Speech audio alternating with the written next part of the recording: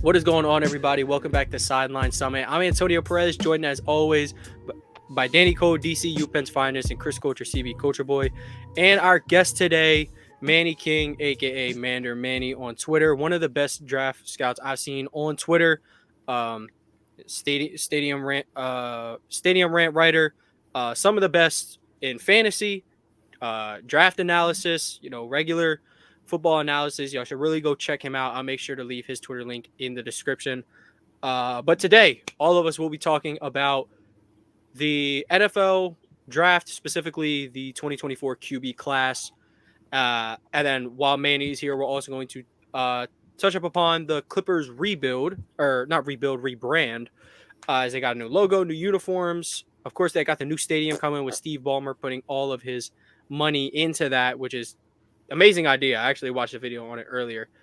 But of course, before we get into any of that, we always got to start with Summit's Plummets. We'll start with Danny, and that'll give Manny an idea of how it goes. Yeah, I'm going to start with my Summit. My Summit is actually kicking it over to Chris. Yes, so my Summit for today is that Danny texted me last night, and it made my day because he was watching Kings basketball, I think, and then he saw what I've been saying about Sabonis for about 2 years now. That a lot of those stats are fluff, and that made me very, very happy for a lot of reasons. And I'm not necessarily a Sabonis hater, but seeing Danny come to the light like that really made my day. So I want to share in Summit with Danny today of Danny's Summit. I'm gonna share in his today because that can also be my Summit too. My real Summit is that the Miami Heat used the power of friendship and tomfoolery to win last night. It's so funny watching them play without Jimmy Butler and Tyler Hero. Dude, it's funny watching them play in general. Dude, Bam literally looks like he's like the best player on the planet sometimes. I don't understand. Dude, if you watch his highlights last night, you're going to be like, who is this guy? Yeah, no, see in both Sabonis and Bam, you're starting to see Chris's vision. See, y'all see it. I'm a bigger Bam fan. I've always been a big Bam guy. Last year on the show, Can't Playoff Time, I was like, yo, the Heat have a legit chance to beat the Bucks in the first round.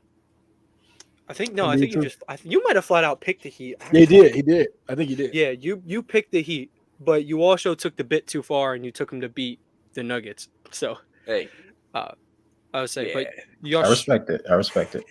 Yeah, I'm a Sixers fan, so Tobias Harris over me sticks in my heart very, very dearly. Is Tobias Harris your plummet for this week? Tobias Harris, he's had a rough. He's had a rough last 4 years, dude. He's not worth 180 million. Dude, I'd be surprised if someone offers him 10 crumble cookies next contract.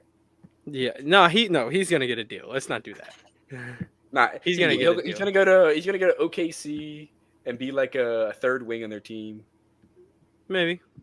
We'll see how it plays out. Manny, what is the Summit this week? And mind you, this does not have to stick with sports. This can quite literally be anything.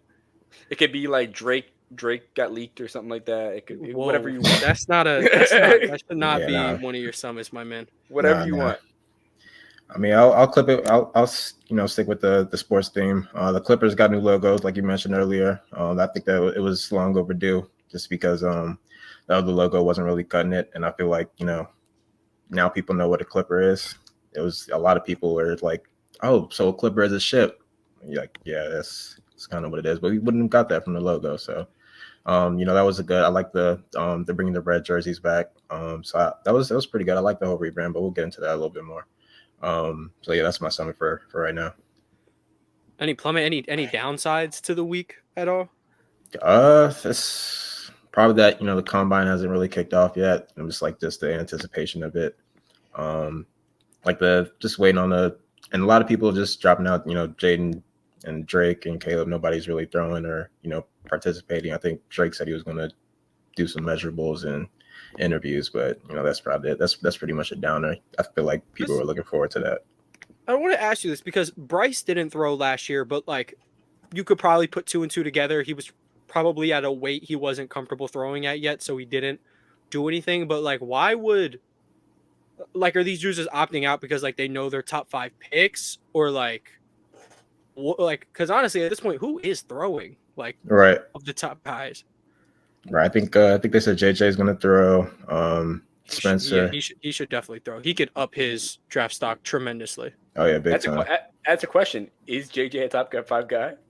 We'll get there. We'll talk about it. We'll talk about Mr. McCarthy. But yeah, I was like, oh, I guess I do technically have to go. Summit. Spring ball is back, and the Phillies will be on soon. I'm trying to keep it away from basketball or football because I miss watching the Phillies. We'll be making those rounds to Citizens Bank Park this summer for sure. And Plummets, the Celtics have a scheduled loss tonight, unfortunately, against the Embiid-less Sixers. Buddy Hield 40 ball. It's just bound to happen. You're speaking the wrong thing into existence. The Celtics minus 600. I couldn't see Jason Tatum's going to be out by halftime. We're going to go down by. Jason Tatum's going to have a stinker, and Maxey 50 ball on the parquet floor. Yeah, that's exactly what I'm seeing. Unfortunately, you know what happens come May, come June. You know what will happen. So I don't know what will happen. You know, we'll be in a dogfight with the Heat. That's what's going to happen. If we play in the playoffs, if God willing we make it, it's Sixers and not happening. Ever. I truly believe that we just might get like another Heat Celtics Eastern Conference Finals, or like the winner of that. If they meet in the second round, then the winner of that's going to the finals. So probably. But yeah, we brought up a pretty interesting topic today. It said, for the Philly sports fans, would you rather see Eagles, Sixers, or Phillies win a three-peat? Yeah, let's just apply that to y'all favorite teams. So, of your favorite teams, what would you rather see a three-peat from? Ravens, three-peat, 100%. Ravens three-peat. That'd be nasty. Yo, that's the question. Is Lamar better than Patrick Mahomes if he gets a three-peat? If he was a three-peat, I would be unconsolable on every platform I'm ever on. Nobody be better than him. Nobody. Yeah, 3P and 2 MVPs. Man, that was. I would be leading that hype train for years. I'll be all right, there. Chris. Here's the question: what if he three-peats, but Mahomes wins the MVP all 3 of them years? Oh, he's cooked. Mahomes has 5 MVPs. 5 MVPs. Doggy's the GOAT. Y'all talking to somebody who has told people for years now 4 greater than 6. So that would mean nothing to me. I would just be like, like my LeBron Mike conversation. So, Manny, what would mean more to you, a Clippers three-peat or a Commanders three-peat? Yeah, that's tough. Both would be pretty weird.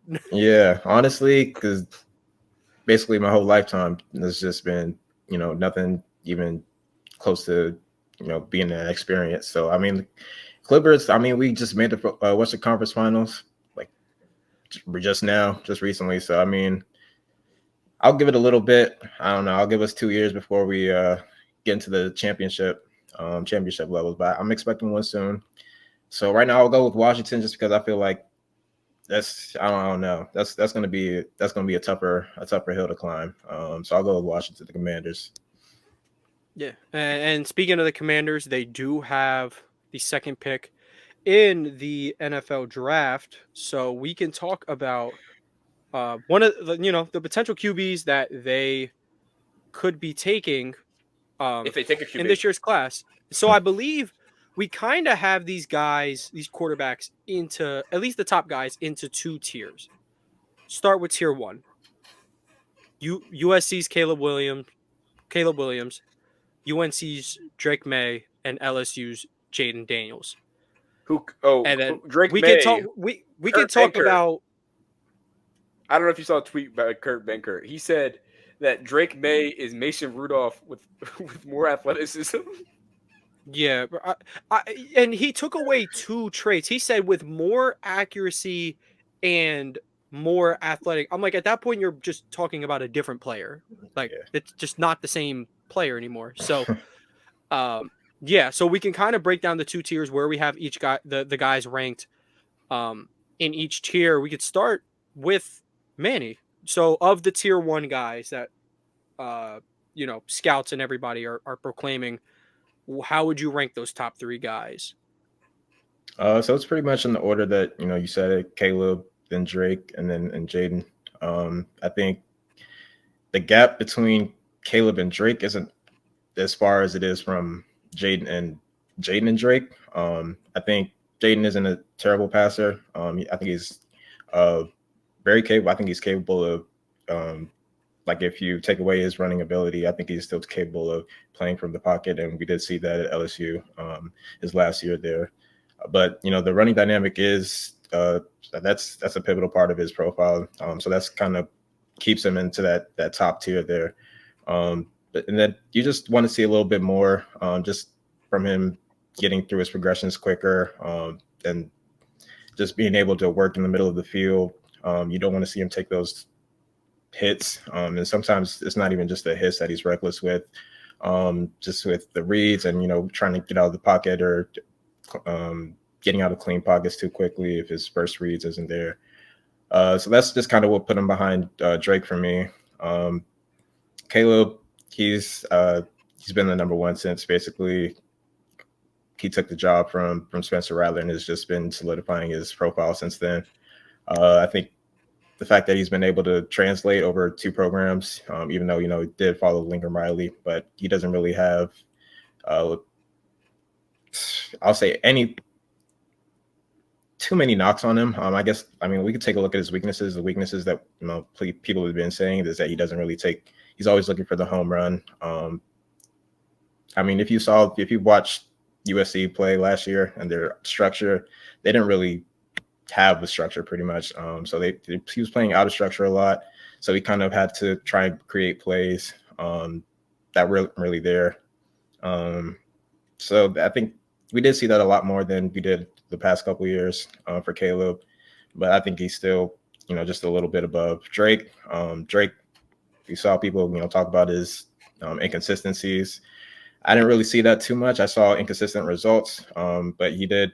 That was due to just a lack of supporting cast that he had. So I didn't really put that on him too much. You still saw him demonstrate some pretty solid arm talent. I think a little bit more than Mason Rudolph. And then just his mobility, I don't think it'll translate as well on the next level. But the fact that he is able to move around, he's able to throw on the run. I think that's going to be a translatable aspect. He reminds me of? He reminds me of Justin Herbert light. I think that's a good comp. Yeah, I would say I think I love that you brought up Herbert actually, because May gets a lot of like Josh Allen comparisons with the way he can be a little reckless, but like because of that arm strength, because of what he's able to do, it will create those reckless plays. I think he has like a little bit less than Herbert's athleticism, but he is Josh Allen's brain. So he feels like he can do more. With like Herbert, I'm not going to say he doesn't think he can do anything. He's one of the 5 best quarterbacks in football, but he doesn't have like Josh Allen's brain, whether that's like, you want to call it up to recklessness or just like taking chances. But that might be a good thing he doesn't have Josh Allen's brain, dude. I mean, if Herbert did, though, a lot of things can unlock for him. But we're talking about these rooks. I love that. I love that you brought that up, though, Danny. I wanted to actually move to Chris because Chris, known Jaden Daniels advocator. So they're starting to be questioned. I think if you ask, like, right at the end of the season, who would be the 3rd pick for the Patriots, a lot of people would say Daniels. I think a lot of people are starting to shift towards maybe Marvin Harrison being that pick. Chris, where do you see your guy, Jaden Daniels, potentially moving up? And then if you have him somewhere different in the rankings, let us know as well. I don't know. I think it's I'm a fan of Jaden Daniels just off the strength of, if anybody's watched the show, they know like I'm a mobile quarterback type of guy. I like guys who can move and like proven to be able to do that.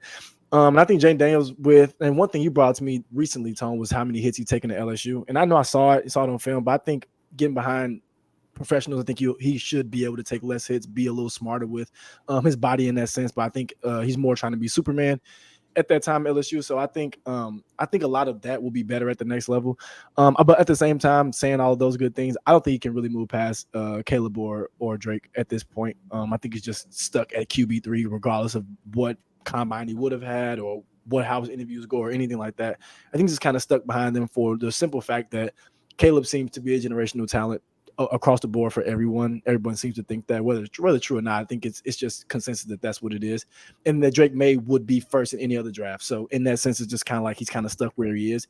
But yeah, I like him for a couple teams that need a quarterback. I think he can bring just an it factor that a lot of teams who need quarterbacks now could use, or just a person who can ignite an offense a little more, kind of like how they've been saying with Justin Fields to Atlanta, like how that would work. I think Jaden Daniels could be the type of player you can plug into an offense and just turn it up a little bit more. So I don't necessarily see him in a place to be able to move up. I do still see him as QB3, but I'm just a big fan of him. I think if he has a better career than any of the top two guys, I won't necessarily be blown away surprised because I'm pretty high on him right now. I love that you mentioned Justin Fields. And I love what Manny talked about when his legs are taken away, when they want to keep him in the pocket, he is definitely more than capable of beating you. I don't think he is as good of an athlete as Lamar or Fields is. I think he's somewhere in between Lamar and Fields as a passer. So I think that good combination, it'll keep him, his peak can be very good. Mind you, I would probably say the only reason he's not considered a little bit closer to May, in my opinion, is just his age. He's a little old. He's a lot actually like a lot of the tier 2 guys, but he's so unbelievably talented. He's so athletic that those legs will take him through the first couple of years, like a Josh Allen, like a Jalen Hurts, and for the foreseeable, for right now, Justin Fields. So I love that both of the points y'all guys made, they kind of just mush together as well. And the more I think about it, I was talking to Danny about this the other day. Like you said, Chris, May and Williams in every other universe where Caleb Williams just doesn't exist because he's one of a kind, Drake May goes number 1. They are starting to remind me a lot more of Scoot and Wemby, where like Wemby's going 1 regardless. Scoot, you probably go 1 in a lot of other drafts. They remind me a lot more of that than like little throwback here, like Manning and Leaf. Like a lot of people were like, oh, who's going to go 1, Manning or Leaf? And Colts ended up just going with the pro style guy. So it's not really a lot of the offseason is like, oh, well, you can pick your poison. They're both just that good. I think I'm starting to just simply prefer one over the other. But again, that's just my opinion. I know Drake May has a lot of fans, rightfully so. Going to have hopefully a long, successful NFL career. Danny, do you also have Williams over May?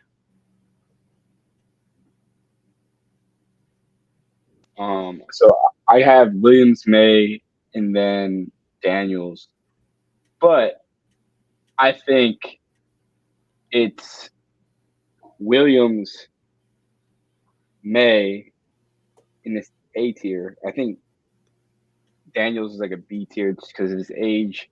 He had a senior breakout. That's like a telltale sign of players possibly having a not great starting success in the NFL.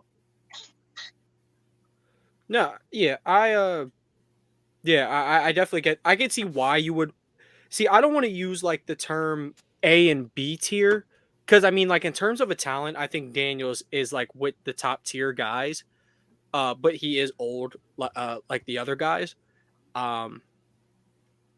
But yeah, obviously, speaking of the tier 2 guys, we can get into that.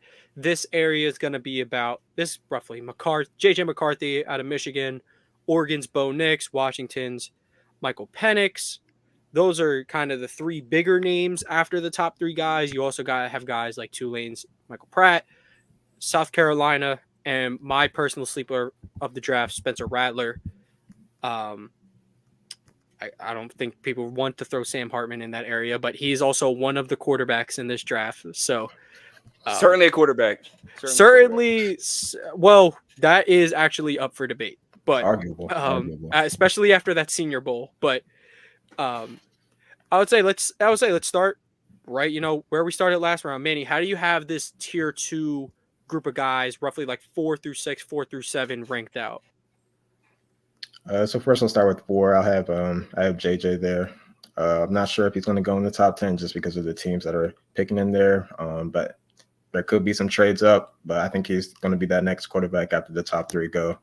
I like possibly just because Mike McDonald came out and said that the QB situation is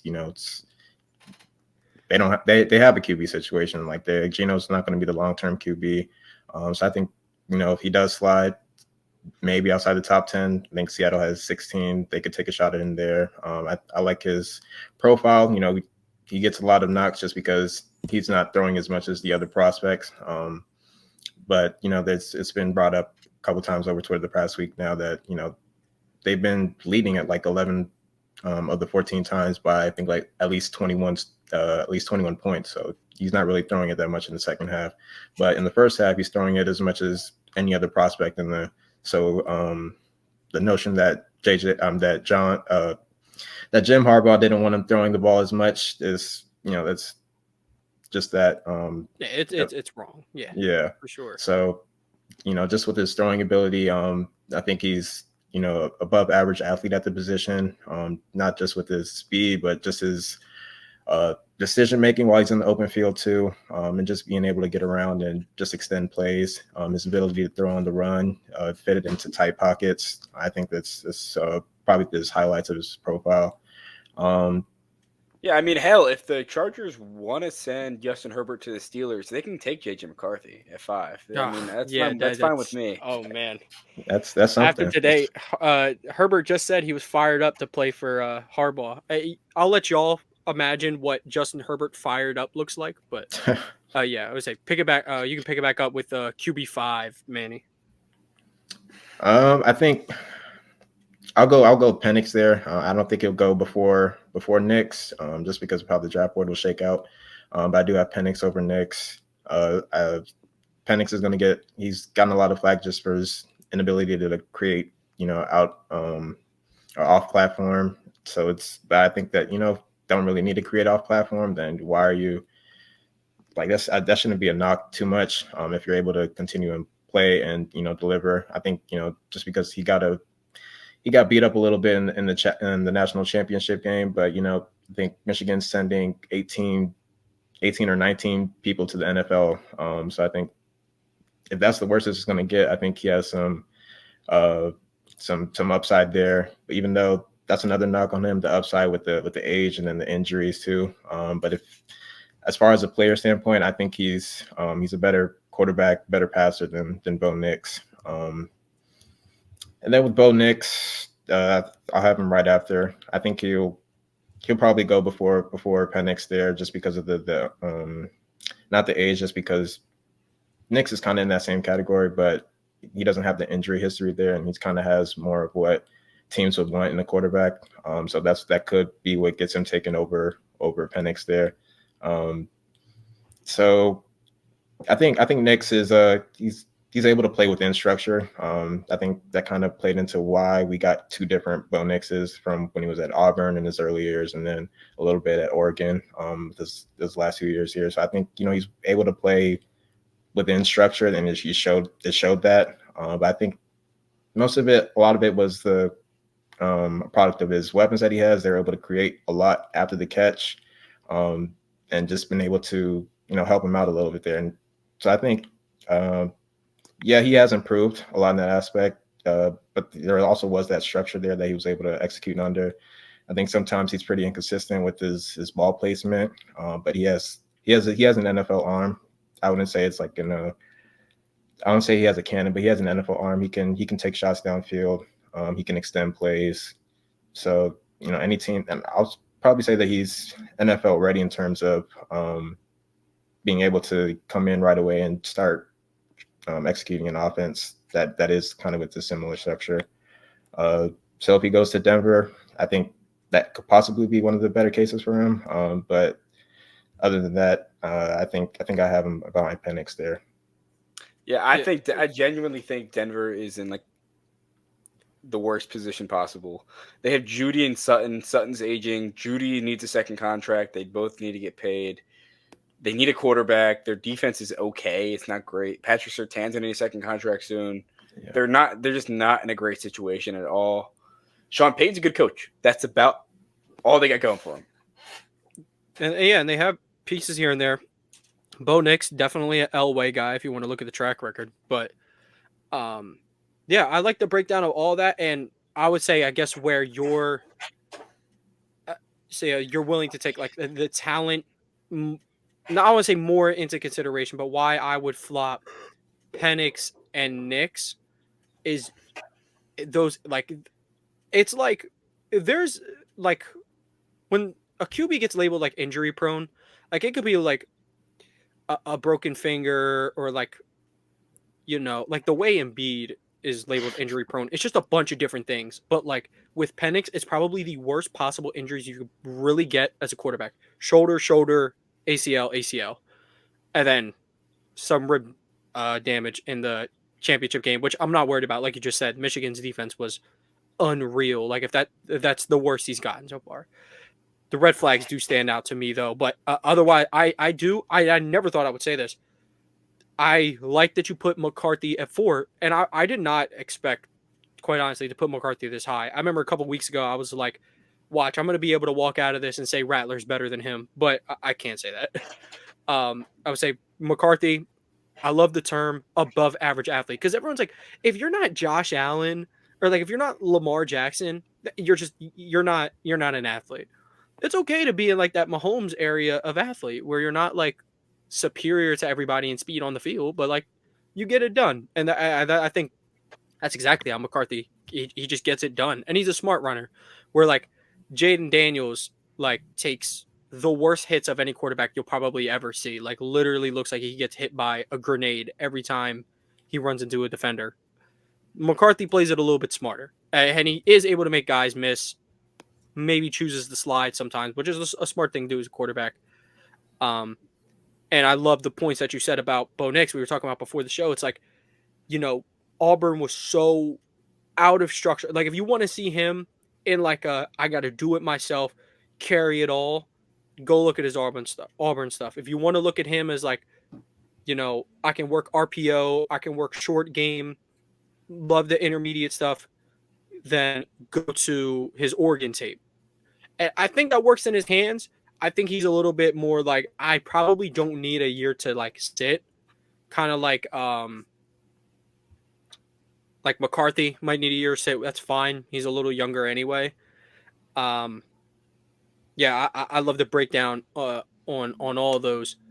Danny, I know you are a big Michael Penix guy. You were so ready for him to declare last year that you were going to put him as one of the top 5 QBs last year. So I'm interested to hear. Yeah, what do you think about this next best tier? Yeah, I think Michael Penix is the 4th best quarterback in this draft, and I don't really think it's that close. I think his ability to come in the NFL and play day one is higher than Bo Nix and JJ McCarthy. McCarthy has an opportunity to come into a good structure and play within a good structure, which we saw with him do with John Harbaugh. And if he goes Jim Harbaugh, yeah. If he goes top 10, he's not going to a good team. Maybe the Atlanta Falcons. The Atlanta Falcons would be a decent team for him because having Bijan, having Kyle Pitts, having weapons that he can distribute to might be a good spot for him at 8. But like, if he goes to the Titans, that's horrible. Good luck. Well, because they got Levis anyway. But example, it's an example. I just don't like him going to a C-list team, like between like 7 to 15. I hate him to the Steelers actually too. A lot of people are like, oh yeah, JJ would be a good fit for the Steelers. He can distribute. He's Kenny Pickett. That's a little bit better. He's decent processing skills. That's like the only thing that Kenny Pickett's good at. He can process the defense. You watch a lot more Steelers football than me. I won't doubt your opinion on that. However, as prospects at least, because I watched a lot of Kenny Pickett at Pitt, I would 1000% take JJ McCarthy over Kenny Pickett I would coming out too. of college. I would too. He's a I little bit better think Kenny Pickett. I agree with the structure part. Like when I say that McCarthy is quarterback 4, and I assume Manny means this as well, I'm not saying he's gonna turn a franchise around. What QB4s do that anyway? Like, I think in a good scenario, this could be an average quarterback, a top 16 or so quarterback. I think he'll be better than like let's say you plopped him on like the 2020 Niners. I think he'd be better than Garoppolo, but I'm not saying he'll be That's a like. hot take. That's a hot take. I think he'd be better than Garoppolo. One, because Garoppolo's a scrub, and two, it's just he plays within structure well. You know, it's like, you know, his number isn't dialed a lot, but when it is, he's going to answer. So, that's at least what I like about him. Again, like I think with these three guys, it's kind of about, you know, you're pulling hairs at this point, but you know, I like him I'm too. glad The that Cleveland we all Browns. have good things to say about all of these guys. Cleveland Browns future quarterback JJ McCarthy. Speaking, okay, I don't know why that just reminded me of Zach Wilson. JJ McCarthy and Zach Wilson, I think people just see a generically attractive white guy and just like Zach Wilson. I'm like, they're so different to me. They're so you know what's different? Zach Wilson, MILF lover, JJ McCarthy engaged at 22. See, and that's what I want. I'm gonna go a little Colin Coward for a second. I want that for my franchise. I want my guy to be settled down, proven loyalty before he even steps foot in the NFL. I don't Trevor need a Lawrence guy. was married. He was married. Trevor Lawrence NFL. proposed to his girlfriend on the Clemson football field. The dude true. loves football. Wait, and then he came to the NFL. They're like, "Do you love football?" He's like, "It's not my main priority." And they're like, "Oh my god, he doesn't like football." Yeah, no. I'm pretty sure he loves football, but like, I don't know. Just a guy who's cool, calm, collective without it. And I say we can swing it to Chris to wrap this up before we talk about, you know, any sleepers or anything. Chris, did you have like? I think we all might have had different orders. I had McCarthy, Nix, Penix. Manny had McCarthy, Penix, Nix. Danny had Penix, Nix, McCarthy. McCarthy Knicks. McCarthy Nix. Okay, so Chris, how would you rank your second tier? Yeah, mine is the same as Danny's. So we wouldn't about to really spend a lot of time on it. I like Michael Penix as well. I think, but I think one thing Manny did touch on, which is important, is just the injury history, especially coming into the draft. Like having that is always difficult. I know you usually look at it for like linemen and stuff like that who have had injuries and stuff like that. But I think his injury issues is the only thing that's really scary. But as far as just talent goes, I think he's the most talented out of that next core group. I think McCarthy has a better ceiling than Penix does, but I think today Penix is the most talented out of that last three. So yeah, mine is pretty much the same as Danny. Yeah, as someone who's 10 weeks post-op ACL surgery currently right now, I really understand the injury history. I get it 1,000%.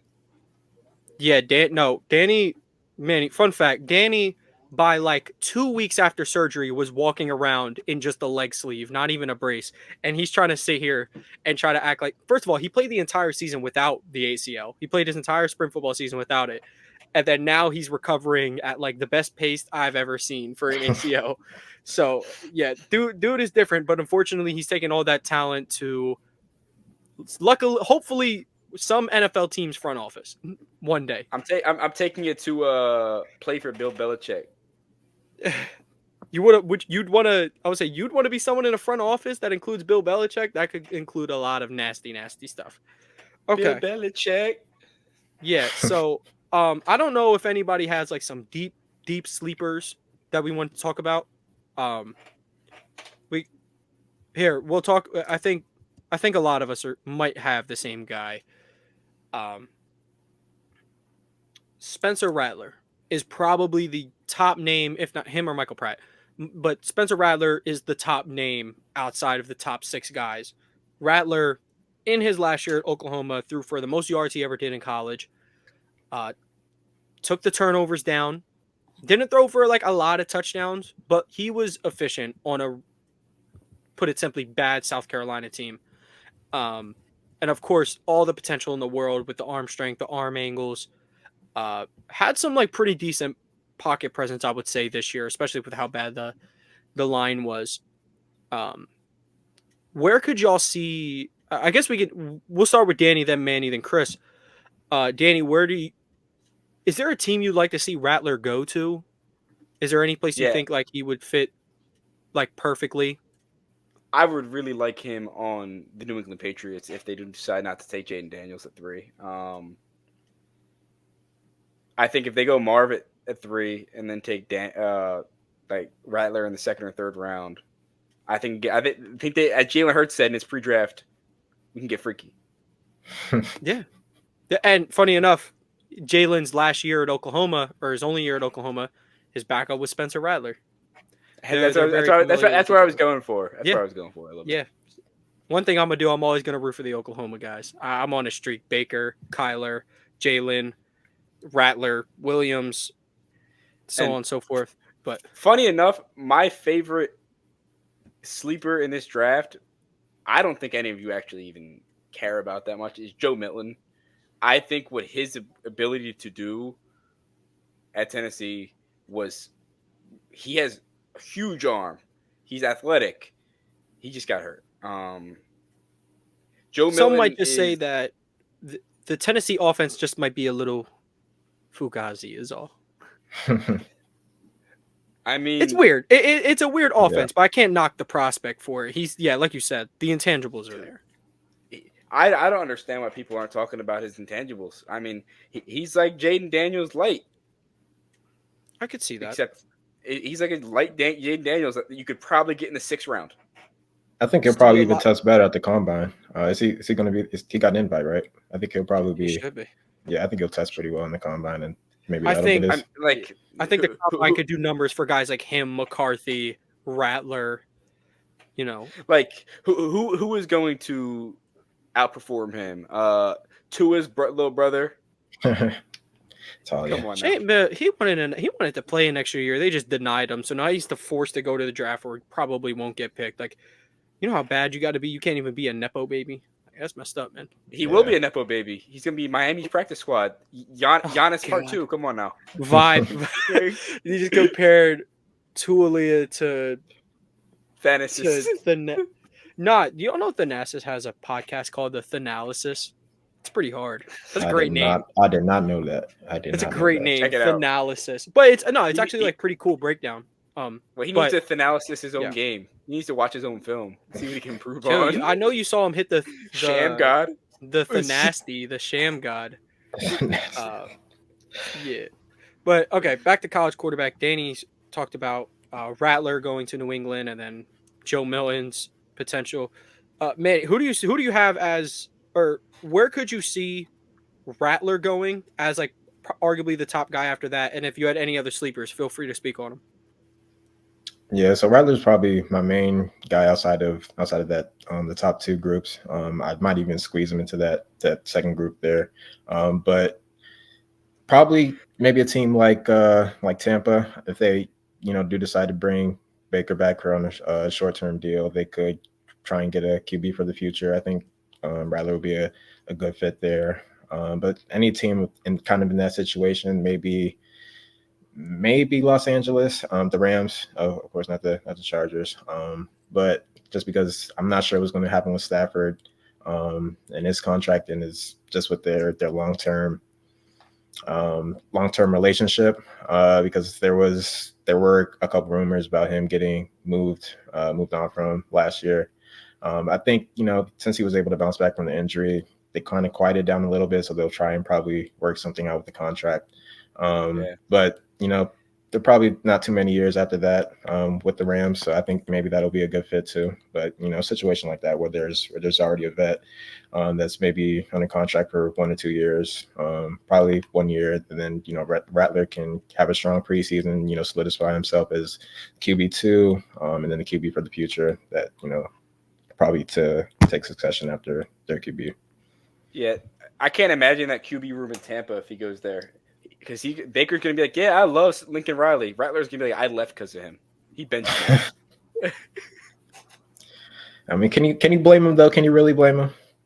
No, I can't. I mean, he had Caleb Williams take a spot. Like, is that really that big of a deal? Right. I feel like he should be okay with it. And he did look pretty solid in his last 2 years. Best He QB cut at the that. Senior Bowl.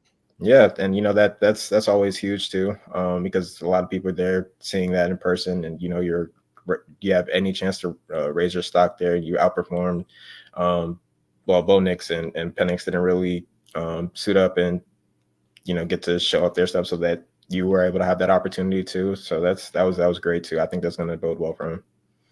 Yeah, for sure.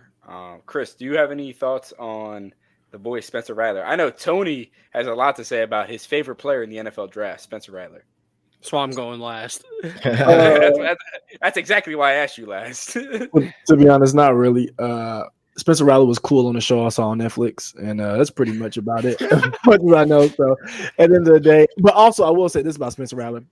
I know he is an elite athlete because he was also a basketball player at his prep school too in high school. So I know he is an elite athlete. So I will say that. And from what I've seen, he has talent. So I think at the end of the day, talent always prevails, if you ask me. Of course, pop preparation, all that, yes, that all works. But talent usually prevails, and I think he has talent to be able to, stick around the league at some way, somehow. Agreed. I'm afraid he's going to be my version of Chris's Cam Reddish. That's my fear. Perfect. But perfect. You're not lying, though. He did hoop with Nico Mannion. He was killing. Chris, I didn't know if you knew your favorite player on the Ravens, Nelson Aguilar, was a phenomenal hooper.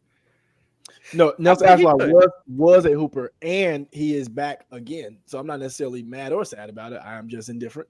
Thankful that he can actually catch the ball these days. So shout out to Nelson, and shout out to all the hooper turned football players and football players turned hoopers too. He said we were catching babies, unlike Aguilar. When Nelson Aguilar is catching the ball, bro, he's one of the best vibes guy in the league. Like top tier vibes guy. Like literally, when he was catching the ball for the Eagles, like he's diving backwards into the end zone. He's just doing a bunch of, and he runs so, I don't know how to explain how he like tries to juke people out. It's just so unorthodox, but it's, I remember I sent Danny a video. This play against the Lions in 2018, I think. He hit 2 spin moves. The second one was so unnecessary. It was ridiculous. Y'all could definitely find it if you just look up Eagles Lions 2018 or whatever. Just search up Nelson Aguilar double spin move. Yeah, dude, he's ridiculous, man. But shout out to him, bro. He's a legend in Philly forever, regardless of the ups and downs. Like he had a great game in the Super Bowl too. I'm pretty sure he had like 81 receiving yards. He caught like several crucial third downs. But yeah, with Rattler though, I've said this a bunch of times to Danny. I would love to see him go to Pittsburgh if they're not going to get Fields. If they don't get Fields, they should go for Fields first. If they don't get Fields, your QBs on the roster will be like Mason Rudolph and Kenny Pickett. And you can't justify, you probably won't even be in the position to draft a quarterback in the first round, like without him being that's going to be the day one starter if we draft him. So in the second or third round, you take Rattler. In any situation, second or third round, maybe late third round, early fourth, Rattler. But with the Steelers, it'll remind me a lot of a while back. The Eagles, the QB competition was Foles, Vic, and then they drafted Matt Barkley. Now, Barkley didn't end up winning, of course, and he didn't end up having like a crazy, solid backup, not even solid backup, a backup quarterback for some time. That's the dream. But Rattler, you put him in that QB room. He's the highest ceiling of any of those guys. Yeah. You already seen what you got with Pickett, I feel like. He might walk out there day one starter, whatever. There's obviously a limit to the offense with Rudolph, but I think Rattler would mold perfectly with the Steelers offense is he had a guy at South Carolina that I'm hoping Manny is a big fan of. I'm pretty sure he is, Xavier Legette. Like, he's so good. A freak, just like George Pickens. Just going to go up there and win you that every time. I think that would be perfect for Rattler's transition into the NFL. And then, of course, you got Pat Freiermuth. You got, the 2 running backs. Which I can't underestimate enough how important that is for Pittsburgh that they have 2 good running backs. But dude, especially with what other team who puts 40 rushes in a game? That's an advantage. A lot 2021 Eagles-esque. That you can I just disagree go one with you. guy and the other. It's not an advantage when it comes down to a playoff game like the Bills when they play the Bills. They can't run the ball 40 times. They're gonna have to throw the ball chunk plays. Well, yeah, that's why you draft Spencer Rattler, and then he wins you the Super And Bowl. You win that Bills game with Spencer Rattler. If you I'm ask kind of me indifferent. personally. I'm kind of like at like end right now. Mason Rudolph looked very good in the playoff game. He went toe to toe with Josh Allen. I mean, like if he didn't throw that pick where Deontay could have caught it. I mean, if Deontay catches that ball, the Steelers You talking about the are red zone? in a You talking about the red zone pick? yeah, It's just the a- red zone pick. That's just a bad decision in my not like bad decision to throw it, but just bad play call too, in my opinion. But Why are you throwing a fade to Deontay in the red zone? I would say you have a guy who quite literally turned 50-50 balls into 70-30s. But yeah, it will be interesting definitely to see what the Steelers are going to do. I 100% agree. I don't care yeah. what we do. It's going to be the same situation. Average quarterback play. TJ Watt taking us to a 10-7 record.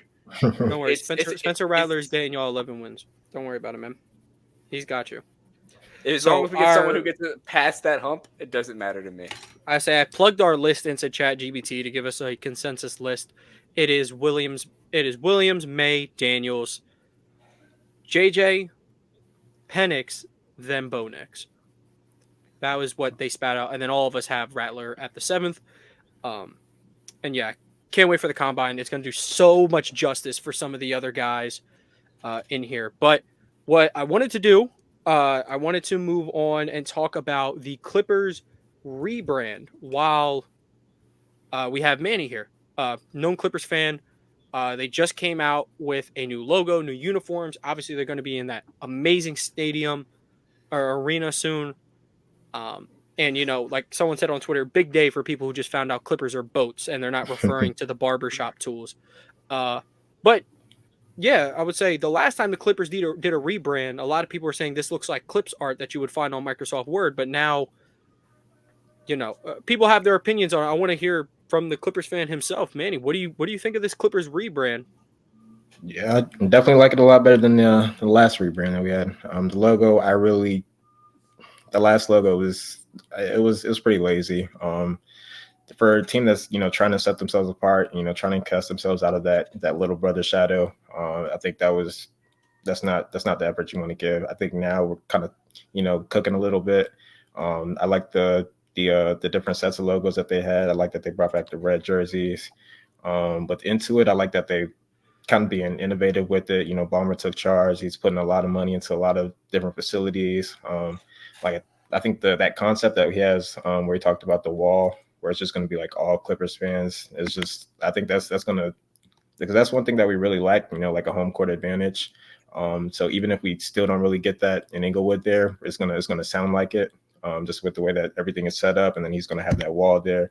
So it's gonna be, I think I'm ready for it. You know, hopefully we could bring a banner in there opening night.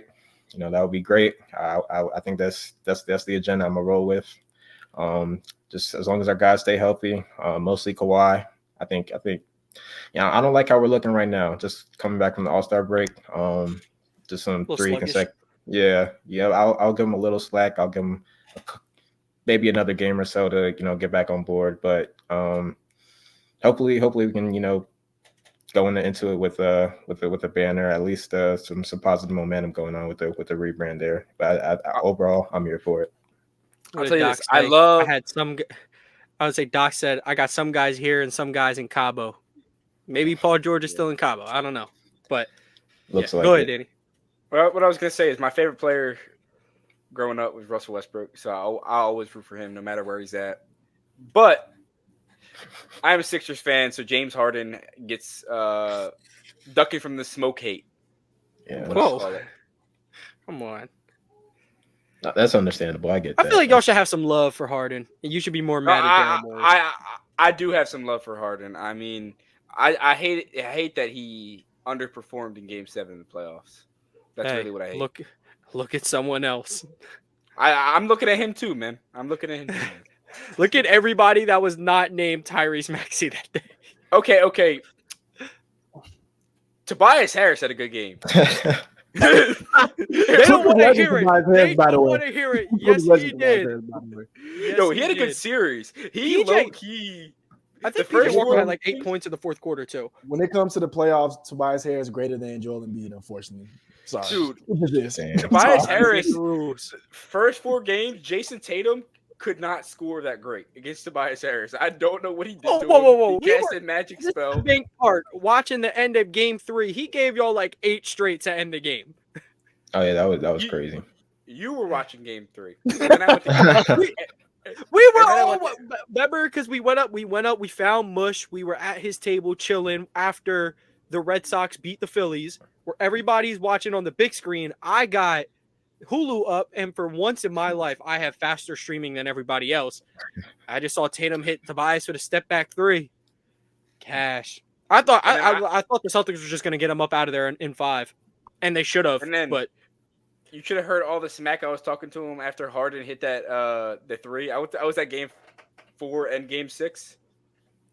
nah, game 5 happened, and I was like, we still winning this. And then, Tatum had 67 points in 5 quarters 5 of quarters. basketball Yeah, it to was. put Joel and them away. But Well, now, stop reminiscing had about the to past. be- One thing, it was 83 to 81, and then Tatum, I believe, went 12 straight to end the quarter. he outscored the Sixers in the fourth quarter himself.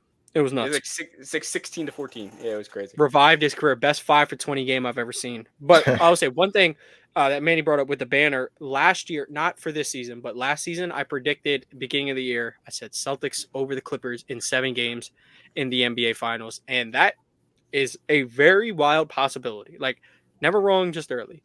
Now I'm going to take it to a world-renowned Clippers hater. I don't even want to say there, Clippers hater. right The dude just there. don't like Kawhi Leonard. We'll bring it to Chris. Chris, what do you think about the rebrand, the rebrand of the Clippers, and like Manny said, the efforts to just get out of that Lakers shadow? My bets are that he likes it. No, this take is about to be so ironic.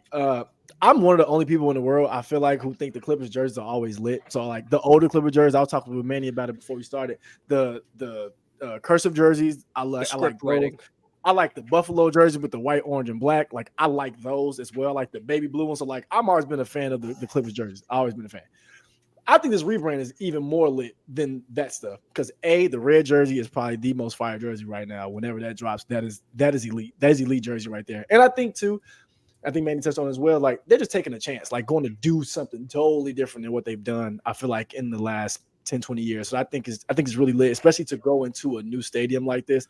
I think they're doing it right. The only thing that would make ice on the cake is, what Manny said is getting a banner. So I think it's really nice. Bomber's putting his money where his mouth is, showing that they don't want to be Lil Bro no more. And I think that's what's beautiful about it for like diehard Clippers fans who've been there, locked in from before Lob City, after Lob City, all those times. I think it's just like an ode to them. And I think they're owed it. So I think it's really lit. And I think it reminds me of like when the Cowboys, I'm here in Dallas now. So when the Cowboys were first building that new stadium, where it was like, oh man, this is gonna be like the new standard for all the stadiums being built, if they can even get up to it because it's so good. I think the Clippers like that. This rebrand is a part of that. Like if it goes well, year 1, year 2, it'll be like the next standard for the teams who are trying to, kind of go through that. So I think it's lit. I think it looks really, really nice too. Well, Chris, Yeah, I'm going to speak about it. Absolutely love the red jersey. The city of LA. The Intuit Dome is near SoFi. So it's part of that like new SoFi, not modern futuristic style of. So I think they're trying to make a Clippers Rams, and then you could be Lakers, like Chargers. No, it would be Clippers Chargers, then Rams Lakers. I mean, it doesn't. Yeah, it really doesn't matter which football team. Trust me, they're the same. It stadium. does matter. They're It the same is. stadium. It is Lakers, Rams, Dodgers, and then it's Clippers, Chargers, Angels. It is Clippers. None. Because the None? Chargers and Angels don't have fan bases. Low bros. There's big bros and low bros. Just same And thing with the New York teams. Oh, I don't think so. The Giants and Jets both have a lot of fans. They just both suck. Well, no, it not in that aspect. It's like there's 3 teams meant to be on one side and 3 teams meant to be on the other. Oh, I agree Jets, with that. Mets, Nets, and then it's Knicks, Yankees, and Giants. Yeah, that's fair. You know, there's the never. creative ones and then the ones who can't make their own name. But So, funny enough, I heard a guy told me summer before the Jets got Aaron Rodgers, if you and 5 friends put $1,000 each on the Jets to win the Super Bowl, you'd be a millionaire. I'd be like, that's not happening, buddy. So yeah, I'm not that's a making a donation to the sports book. Yeah, It's a dude, big that's a donation. donation and a half. All right. Well, all that being said, that was, of course, the top QBs we had in the draft. Talked to Manny about the Clipper Rebrand. Manny, I want to thank you so much for coming on the show today. Again, I will drop his Twitter in the description below. Please go check out his work. Go check out. He's a great follow. He's very, incisive on whatever you need, whether it's draft content, regular NFL content, real good fantasy, very slept on fantasy football. He's actually won me some games this year. But yeah, again, please go check his stuff out. He makes great content, writes great articles for Stadium Rant. Man, you got anything to say before we part ways? Appreciate you for having me on, Tone, Chris, Danny. It was nice chopping it up with y'all. Hope to be on soon. And overall, good luck. I want to once again thank Manny for coming on. Definitely expect to see him a lot on this show for draft season. He knows his stuff. Now, the next thing that I wanted to bring up, this is going to be one of our last things before we get into our NBA trivia. What NBA team do y'all think has been the most surprising this year? Whether it can be like a team that's like you didn't expect to be in the play-in, basically what team has been surprising in a good way this season? I would say the team that's been most surprising in a good way, I would say, is the Pelicans. Oh wow! Yeah, I didn't expect much from the Pelicans, and I think they're the 5 seed as of today. I want to say, they're 5 seed as of today. Yeah, they're 5 seed. Impressive. Six. Yeah, I think Zion's been. I think Zion's been relatively healthy enough, and I think when he's been on the court, he's been really effective. So I like what they've been doing. I didn't expect to see them do well. I thought they would drop off and be like a play-in type team, and then look to blow up the Zion Brandon parents. So that's been a pleasant surprise for me. I think my biggest surprise is the Orlando Magic. I saw all the pieces. I saw all of the promise and hope. I did not see them potentially being a 5 or 6 seed. They're standing in there. As of today, they're the 8th seed. They are a game and a half back out of the 5 seed. They are 3 games out of the 4 seed. That's not something that I expect the Orlando Magic to be doing. I know they're young, but this team has a lot of heart. They're like the East version of the Thunder a year too early. Okay. I definitely like that you guys pick someone like teams floating around the play-in. My surprise is 10,000% the Minnesota Timberwolves. And, oh yeah, of course. Yeah, they were a play-in team last year, and people were like, "Oh, how's this double big gonna work?" And will Anthony Edwards, take a leap to be the number 1 guy on a championship team? And it seems like everything's starting to come together. Maybe Ant isn't there just yet. Again, you aren't the best player on a championship team until you do it. So, but Ant looks like he's playing the part. The double big is working phenomenally. This is the best defense in the NBA. They're already at 40 wins. Definitely going to get 50. Probably going to be flirting. Should get 60 wins. They'll have to go 20-5 to get there. I think they definitely got it. They're 77-3 in their last 10. I think the Minnesota Timberwolves have been the most surprising. Since that went pretty fast, let's flip it. What team's been the most disappointing this season? Well, I was just going to comment on that. D'Lo, since they got rid of D'Lo, they've been very good. Maybe the Lakers can take some hints from that. It's not. Hey, D'Lo, it's not. It's all about the fit, man. D'Lo is nowhere near the problem. D'Lo is the solution. The problem is Darvin Ham, Taurean Prince, and those other losers that are on the roster. Free them and move Gabe Vincent for somebody who actually plays basketball in the season. Move him for a play. Yeah, not send him back to Miami. Thank you. Oh yeah, only place you don't send him is Miami. Send us. No, of course not. A small guard in Boston. No, thank you. No, yeah, I saw somebody tweeted out the other day. They was like, ever since Brad Stevens became GM, he's like, we not having an undersized guard on my watch. Ever since he became GM. Kemba, I will say though, the team that's been most disappointing to me is the Hawks. But yeah.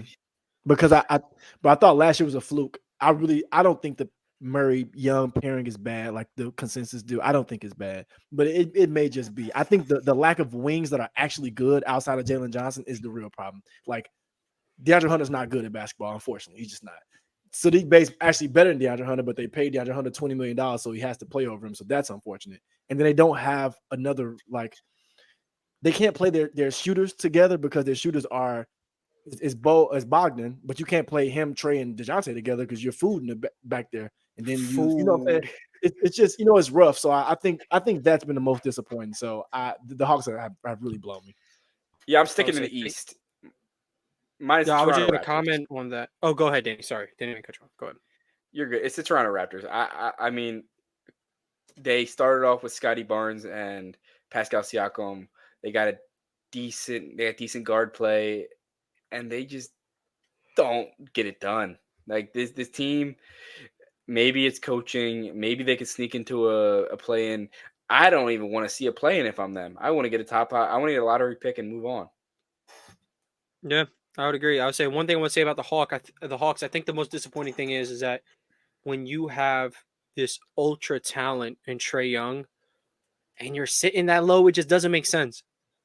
Like, why are the Lakers a 9 seed? You have LeBron James and Anthony Davis. You have two superb talents.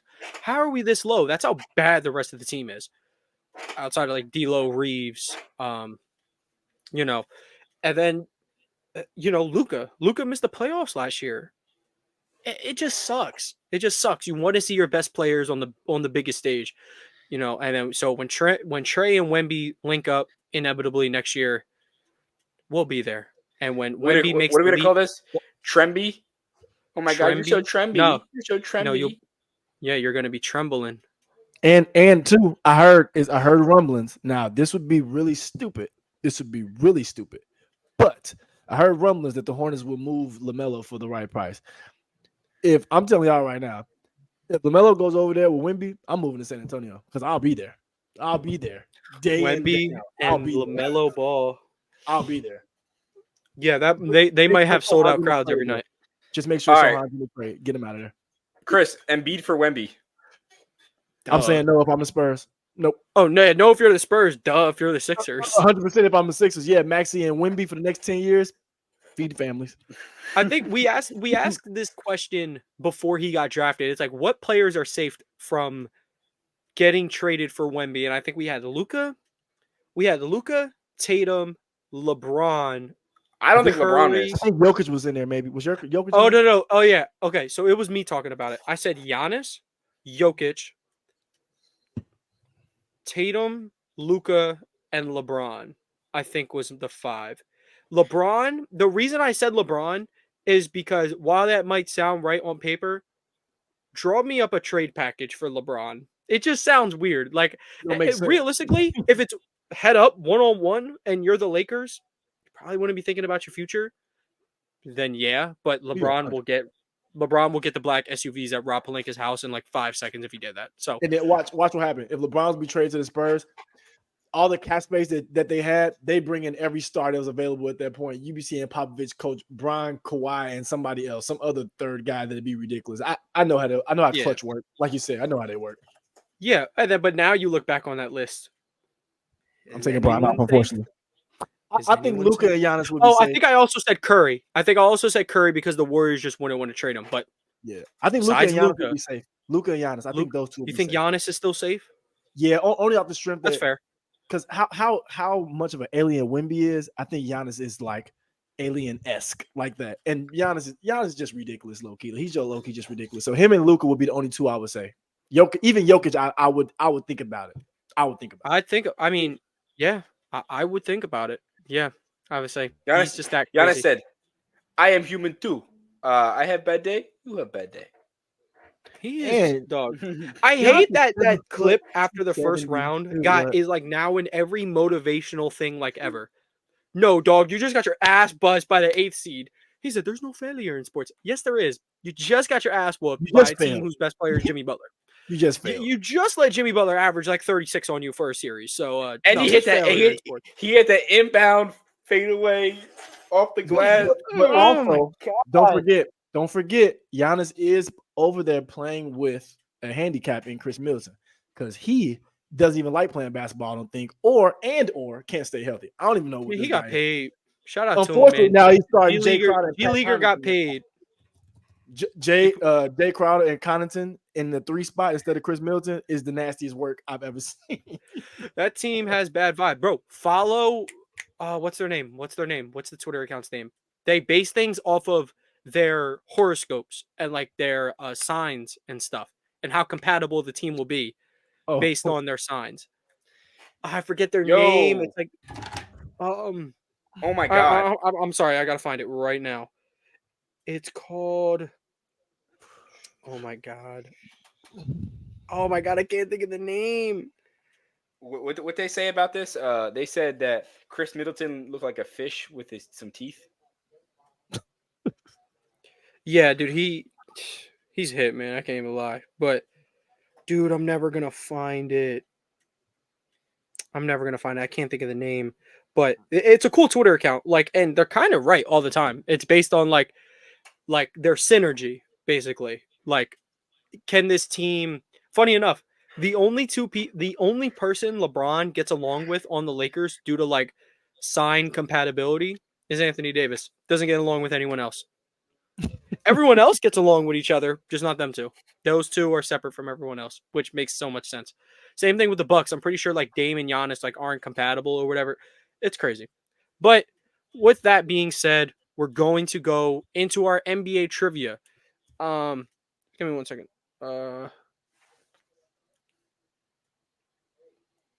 So today we will be blind ranking, or you two, Chris and Danny will be blind ranking these 5 guards. Are y'all ready? I'm going to be, and mind you, y'all have to come to a consensus on this. First guard up. Wait, can I guess? Is Mike Conley on this list? No. Can you stop trying to guess who's on the list? Okay. All right. So first guard up, Jalen Brunson. 4.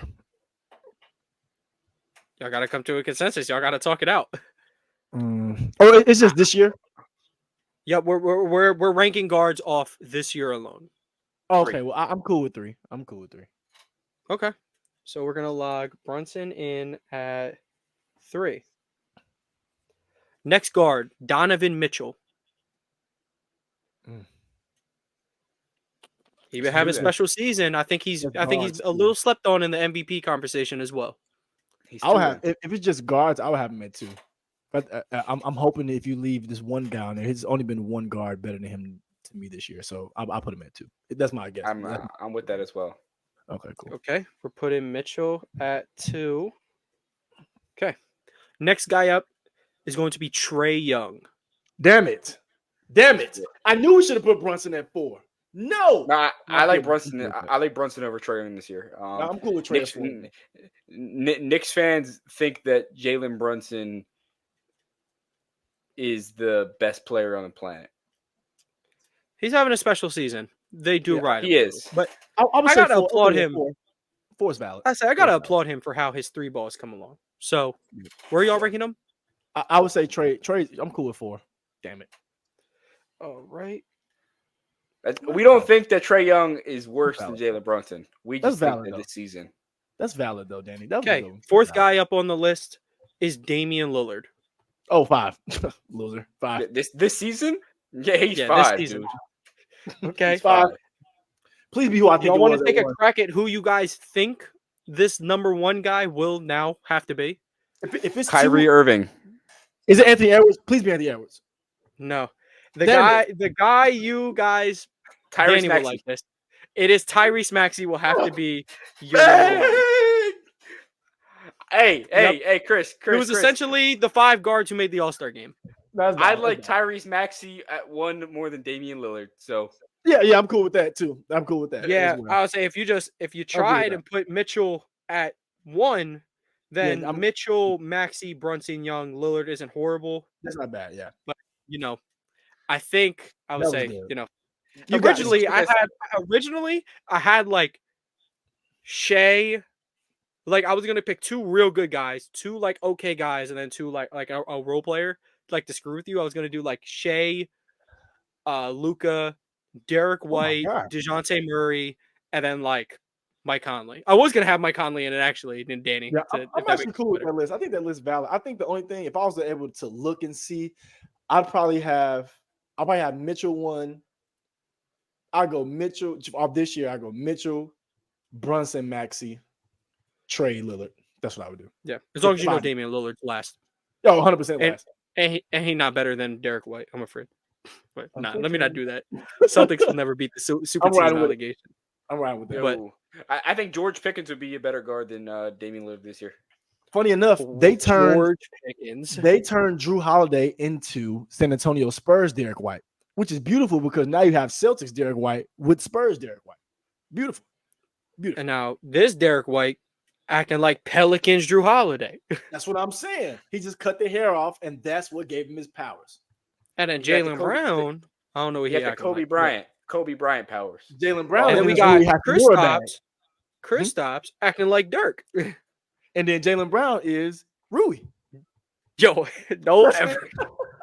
You would kill for Jalen Brown on your team instead of Rui Hachimura. Bro, I would trade Rui. I would give them my social security number, whatever they need. Send it. Send Jalen Brown. Send it. All right. Send Boy, Jalen Chris. Brown maybe it. unironically would crazy. fit well with Braun and AD. It'd be so Call me good. crazy. I'm not trading De'Aaron Fox or Tyrese Maxey for Jalen Brown in current day NBA. Duh. Yeah, I wouldn't Dude. do that. What? I wouldn't do that. That's I not wouldn't do that. But crazy. It's funny. I that should have put Jalen Fox in Brown- here, but I wanted to keep the East guards. Damn it. Yeah, if you'd Yo, put Fox, De'Aaron I'd probably put Fox- Brown with his head first. Fox I'm a is- big De'Aaron fan. Fox He's is a- one, dude. He He's a is beast. so tough. He's a beast. He's tough. I remember like he didn't have like a great rookie season. I don't even think he made a rookie team. He might have made second team. Mm. But dude, yeah, Dude. he cut his hair and he's been on one since, Bro. like the Avatar. And on top Wow. of that, bro, this is the funny part about the NBA. Like, all these guards have been playing so great. We don't have Ja Morant this year. Like, Ja Morant will be back next year, and somebody will be bumped off. Somebody will be bumped. Somebody will. If he stay healthy, somebody will be bumped off. Ja Morant's It's better crazy. than 3 of those Yeah. guys on that list, I'd say. Yes. And then we have, Why did the Sixers not trade for LaMelo Tyrese hasn't been Halliburton playing either. dude? Oh, and LaMelo hasn't played. LaMelo hasn't been playing. Derek Damn, White right. don't got his own team, so he Right. can't really be balling like that. If D'Angelo Derek White had Russell- his own team, D'Angelo Russell behind LeBron and AD, unfortunately. If he's back in Derek White Brooklyn, on his own team, Derek White as your number one is getting you more wins than if Jordan pulls your number one.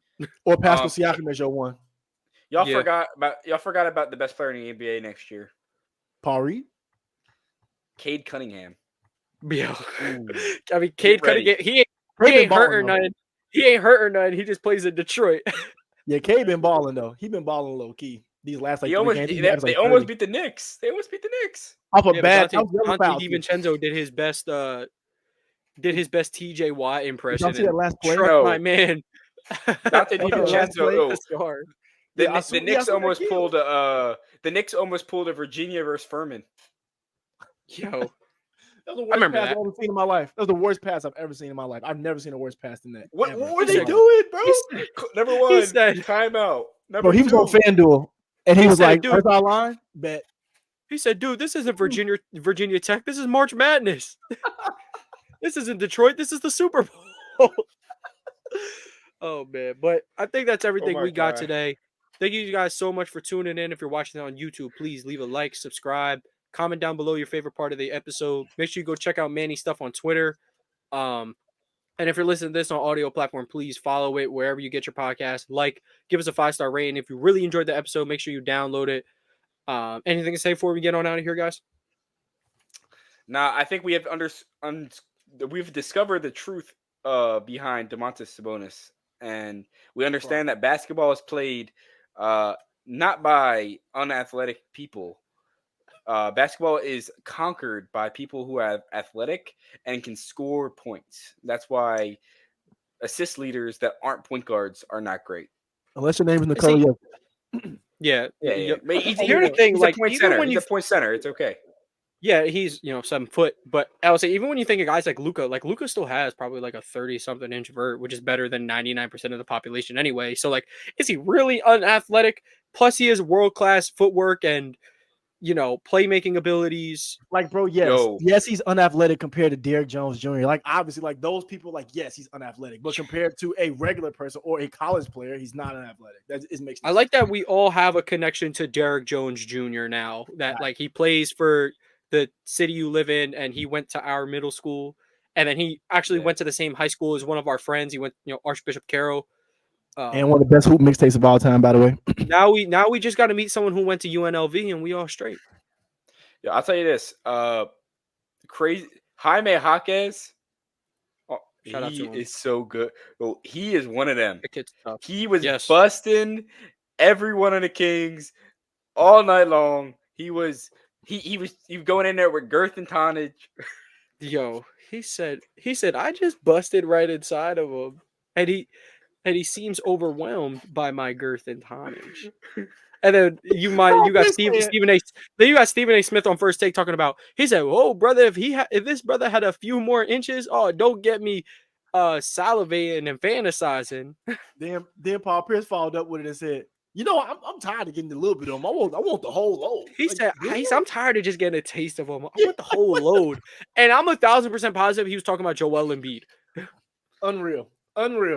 Yeah, man. Unreal. But there's a day. Do you have anything else to add on? Nah, I just I love when Paul Pierce is like, yeah, the Celtics are finished. Are you talking about psychology, I think. The Celtics Bucks series. He's like, this series is finished. Oh yeah, after one game. Yeah. Yeah. That's enough about the freaks of the weeks. We got Summits and Plummets and Freaks of the Weeks. New segment coming soon. New segment, Freaks of the Weeks. We're gonna probably bring up Giannis every single time. But from AP New Freezer, Culture by Migos and DC Comics. Thank you guys so much for tuning in, and we'll catch you guys next week.